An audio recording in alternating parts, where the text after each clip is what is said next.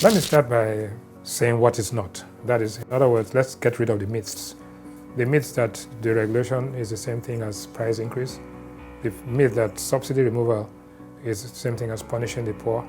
The myth that competition is not healthy for an economy. Those things are wrong, plain wrong. The truth is that investors will not come into any market as long as prices are controlled. Because your costs, they have no control over their costs. The only thing they have a control over are their prices. The worst form of monopolies are government-owned monopolies.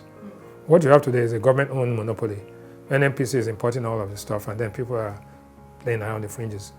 We need to break that. People confuse subsidy removal with regulation, so it's fair. Now, subsidy removal is saying we're not subsidizing anymore. Now, you can stop subsidy and not deregulate. So you might just say, well, we'll sell products at market prices.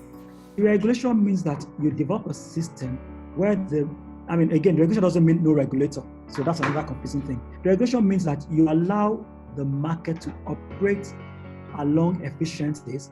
You allow supply, demand, prices to be the determinant. At the same time, you put in a process where you certify and you protect consumers, not by price fixing, not by supply fixing, not by dollar limiting, but by ensuring that the range of values are determined. It also means that some of the extant laws need to be changed.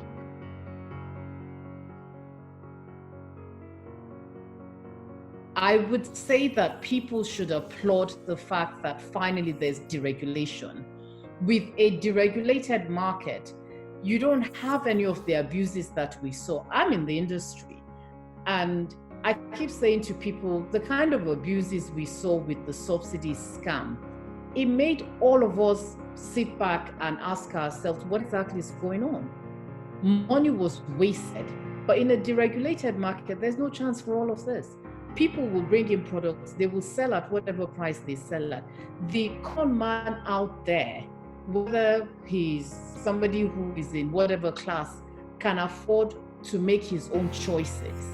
He can choose, because once the market is deregulated, the consumer becomes the person who determines who he wants to buy his product from. Ultimately, in a deregulated market, the consumer is king. Most investors would like to invest in the downstream, but they won't because the clarity and the guidelines are not clear. As we speak today, the economy is in a crisis. We don't have enough dollars, and the naira is being yo-yo. If we'd save the money we'd spent on importing and subsidies, we probably have a reserve of close to $3.6 billion today. With that kind of reserves, the naira will be better defended, and the dollar will be better, and the naira exchange rate will be much stronger. There are over 5,000 kilometers of pipelines in Nigeria which were built by NMPC maybe more than 25 years ago. Many of those pipelines today they are not usable. They are full of holes, and if you pump product through them, if you pump 1,000 liters through them, if you are lucky, you will get 100 liters at the other end. This is all huge wastage to Nigeria. But again, these are investments that people would have gladly made if they were in a situation where they know that they could recover their investment. The issue really is that without them recovering their cost and making some reasonable profit on their investment, the investment that we need to raise the standards and even make deliveries more efficient and cheaper will not be made. The truth is that Nigeria's growth strategy, because we have a population that is growing at a rate faster than our growth rate, our growth strategy to actually surpass and outperform our population growth rate is going to be what we call an investment-led strategy. An investment-led strategy means that investors, both domestic and international, will invest in our business and get a return, and by so doing, create jobs and even out and actually make the economy much more attractive for everybody. There is a sequence. You deregulate prices, you liberalize the industry, and you enhance competition. So let's take it again. Deregulation, liberalization, and competition. And then who benefits at the end? The consumer.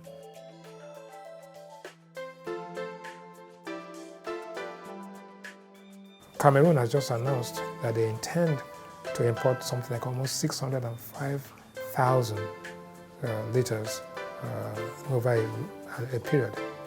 What does this mean? It means that the West African region, that's Cameroon alone, the West African region is a big market.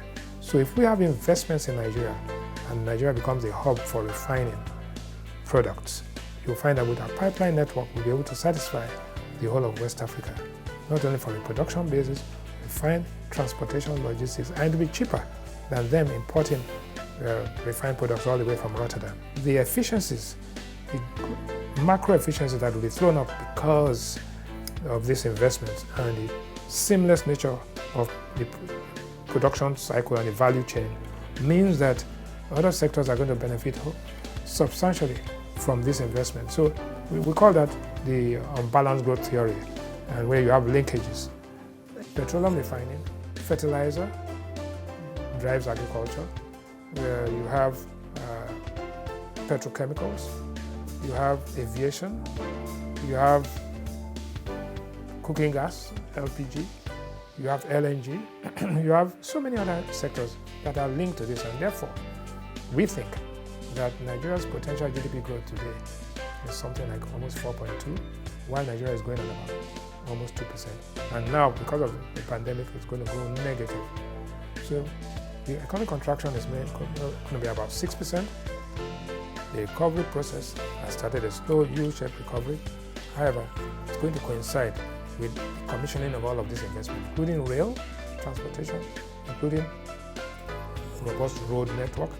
We are going to have an aviation link, and we're going to have a boom in the services sector, including Nollywood and the telcos. So, generally speaking, I think that for Nigeria and most other countries, we are going to see a much more efficient world, much more productive world, and definitely and certainly a much more prosperous world.